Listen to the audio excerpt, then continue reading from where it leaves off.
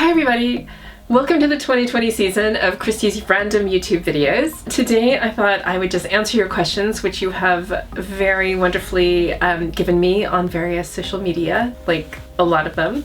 So I have a list and I'm just going to go through some of my favorites. Some of them I might have answered before, but I'll probably answer differently because this is how I roll. Today is a different day. I've completely changed my opinion about Nathaniel or whatever. So let's see what answers my brain summons up this morning. What is your favorite place in all the world and in your books?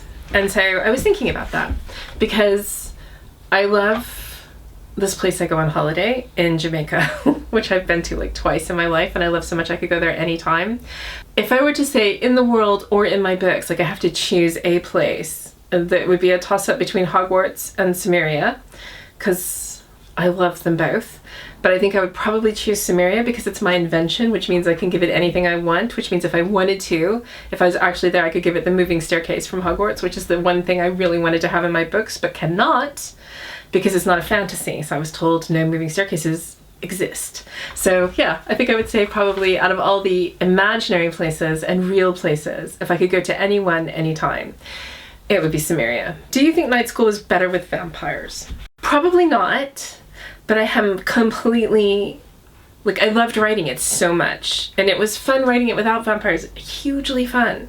But there was something exhilarating because it was my first book, and the first draft of Night School is so different from the final draft of Night School that in some ways I see that first draft as my true unpublished first book, and so I have that, you know, mums love their first babies most of all kind of thing about that vampire-y Night School. Like, it was just exhilarating to find that I could string words together about imaginary people in a way that made sense and that made me want to keep writing and made people want to keep reading, and that exhilaration is tied into my love of that story. But also, you know, Vampire Carter. Vampire Sylvan was, ugh, he was so bad. I just loved it. So that was really fun. But turning them into real people, like having to take that responsibility to make them actual humans and thus behave in a way that's logical, that was also really fun. That was my first invention of believable characters that you could run into on the street. And finding out I could do that was also exhilarating. So I would say I love them both, as parents love all their children equally. But there's a special place in my heart for Vampire Night School. How long did it take you to write the first book?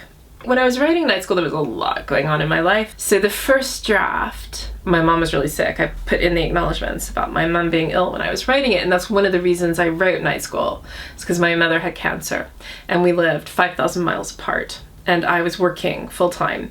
So I was in this really weird position where I was working full-time in England and then periodically taking leave to fly to Texas to be with my mom and just sort of help. Doing really well most of the time, and then she just wasn't, and it all happened very quickly so that she didn't live to see the book being published.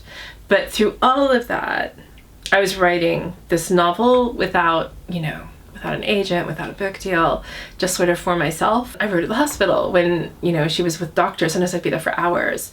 And hospitals have amazing places for writing. And I sometimes wonder how many novelists have done that, had that experience of being in a hospital, sitting in a quiet corner. They have really good coffee as well. So I can have really good coffee, just sit in my corner, nobody ever bothers you, and just quietly write. And so it was this weird experience. So it took a long time. I think it took 6 to 7 months to write that first draft because there was so much going on and I had no deadline. But normally I discovered after that, when I was writing the second book, I wrote much faster. But that first one, because I wasn't in a hurry, like I sometimes think that 6 months, that might be my sweet spot for writing a first draft. Now I'm always on deadline and I always have contracts and people waiting for me, and I rush it. Like I write as fast as I can, and I feel a lot of pressure when I'm writing now that I did not feel then. You know, a lot of people have got in touch with me and said that Night School helped them through a very tough time, or that Night School helped them deal with difficulties in their life, that I've come to the conclusion that I've somehow sown seeds of healing into that book because I needed them at the time, and I was searching for them, so I wrote them for myself. Like I knitted myself a life raft with that book, and so it can be a life raft for other people, which in some ways is perhaps the best thing about it that I can think of. It took a long time, but it became something other than just, I think, in its own way, an ordinary book. The nicest thing about fiction is there is a room on my life raft for everybody. Like, that's the best thing about books. we can all get on that raft. And maybe in many ways it changed my life and hopefully other people's lives as well. So that was a really long emotional answer to a really simple question. Who knew? This is what I say about these videos. You never know what's going to come out of my brain on this day. I have not had enough coffee. Let's see. What's next? Do you have a place in your mind when you write your books? Or are they all made up? I don't make any of them up. I don't think I've ever made any of them up. In night school, Cimmeria is loosely based on Frensham Heights in England, which is not too far from where I live. And it's very much like it looks a lot like it. I just took out all the parts of it I didn't like and kept all the parts I did and made them just a little nicer, a little more magical. So that's that. And okay, The Echo Killing is set in Savannah. I used to live in Savannah and I worked there for my first newspaper job. And so I put my imaginary newspaper where the old newspaper used to be, and I put Harper's apartment where my apartment used to be, even though she has very little in common with me. I'm just gonna pause and say you can hear my dog because she's in here. But I'm just leaving that in because I think it's just part of my real life because there's always a dog in the room with me. So yeah, so that was real. And in Secret Fire, my co-writer and I both chose real places for the characters to live in. The Oxford scenes are very much based on sort of Oxford as I first saw it when a friend of mine was going to school there. So yeah, no, I don't make anything up when it comes to places. I just find a place I like and think, I'm gonna write a book about this place. What should happen here? What sort of monsters should I place in this beautiful building? Who is your favorite character from all your books? Who is your favorite child? Who do you love most, Christi? Busby or Fulcrum? This is a cruel question. Okay, I have actually thought about this quite a bit because I love Harper. She's like a hyper-realized version of the me I would like to have been at 27. Like, I just took all the parts I wanted, all the bravery and all the boldness, and put it into The Echo Killing in that character. And I love Robert Smith, her like flawed mentor boss who has raised her and who then breaks her heart. Like, I love him. But I think that my favorite character probably comes from Night School, and it is probably the one that always comes up because I love, obviously, Allie's Allie. She's tough and brave and cool and broken and flawed and healing and amazing. And I love Carter and Sylvan. And Rachel is just the best. She is like all my best friends rolled into one bookish, calm, rational, marvelous human. But Zoe Glass is probably my favorite invention.